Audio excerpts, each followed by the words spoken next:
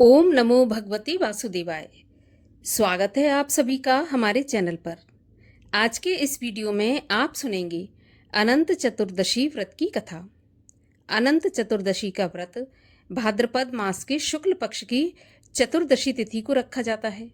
इस दिन भगवान श्री हरि विष्णु की और शेषनाग जी की पूजा की जाती है। इसके साथ यमुना जी की भी पूजा की जाती है। इस दिन अनंत नाम का एक धागा बनाते हैं जिसमें 14 गांठें होती हैं और उस धागे की विधि विधान से पूजा करके दाहिने हाथ में बांधा जाता है, जिसको कि अनंत कहते हैं। ऐसा माना जाता है कि इस धागे में भगवान श्री हरि विष्णु का वास होता है और ये धागा हमारी सभी प्रकार की विपत्तियों में रक्षा करता है, साथ ही सुख समृद्धि प्रदान करता है। इसीलिए इस दिन अनंत धागे को हाथ में बांधा जाता है।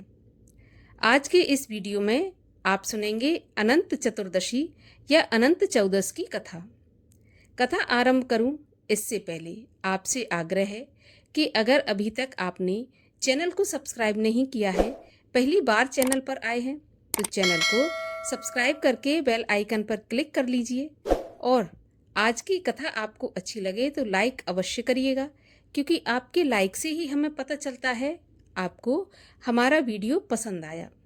तो चलिए अब सुनते हैं अनंत चतुर्दशी की कथा। एक बार महाराज युधिष्ठिर ने राजसूय यज्ञ का आयोजन किया। यज्ञ मंडप का निर्माण बहुत सुंदर करवाया गया और अद्भुत भी करवाया गया।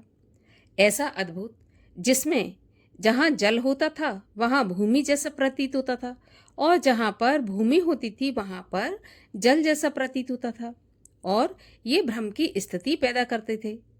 उस यज्ञ मंडप में दुर्योधन भी आया हुआ था और उस यज्ञ मंडप में घूमते घूमते दुर्योधन एक तालाब में गिर गया, क्योंकि जहाँ पर तालाब था वहाँ पर भूमि जैसा प्रतीत हो रहा था और ये सब द्रौपदी और भीमसेन देख रहे थे। जब उन्होंने देखा कि दुर्योधन पानी में गिर गया तो जोर जोर से दोनों हंसने लगे और हंसी हंसी में उन्होंने कह दी कि अंधों की संतान अंधी ही होती है, और इससे दुर्योधन को अपना अपमान महसूस हुआ और दुर्योधन इससे चिढ़ गया। उसके मन में ये द्वेष पैदा हो गया और उसने बदला लेने की ठान ली। और एक दिन बदला लेने के विचार से पांडवों को जुए में आमंत्रण किया और पूरी चालाकी से जुए में पांडवों को पराजित कर दिया। पराजित होकर पांडवों को 12 वर्ष के लिए वनवास भोगना पड़ा और वन में रहते हुए पांडव अनेक कष्ट सहते रहे। एक दिन वन में युधिष्ठिर ने भगवान श्री कृष्ण से अपना दुख कहा तथा दुख दूर करने का उपाय भी पूछा।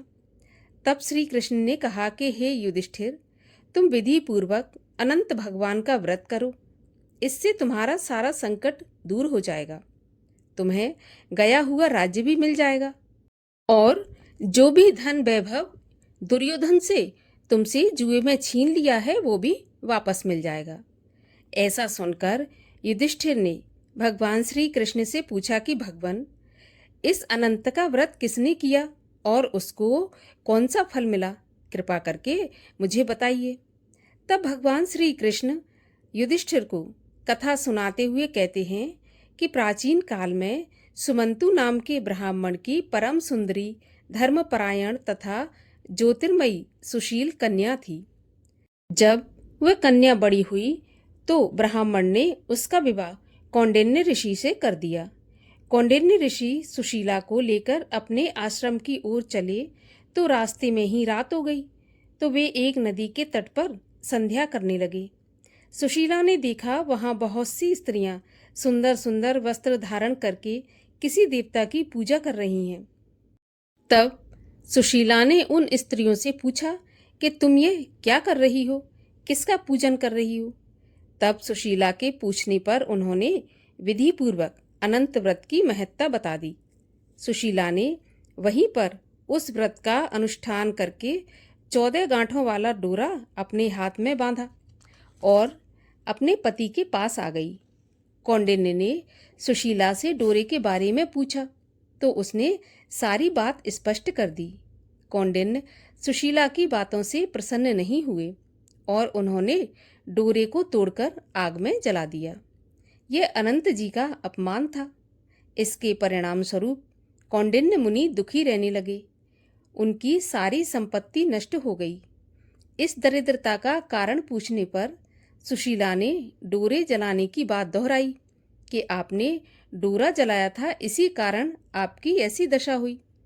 तब पश्चाताप करते हुए ऋषि अनंत की प्राप्ति के लिए जंगल में निकल गए।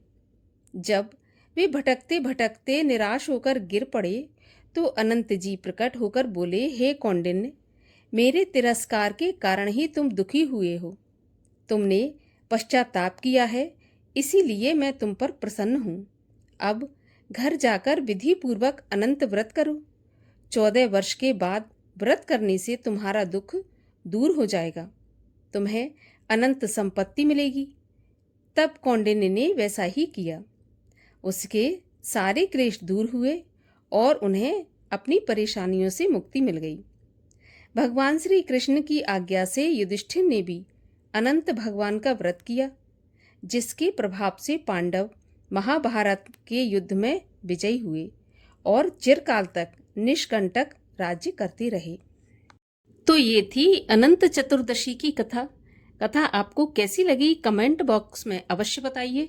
साथ ही साथ चैनल को भी सब्सक्राइब करके बेल आइकन पर क्लिक कर लीजिए।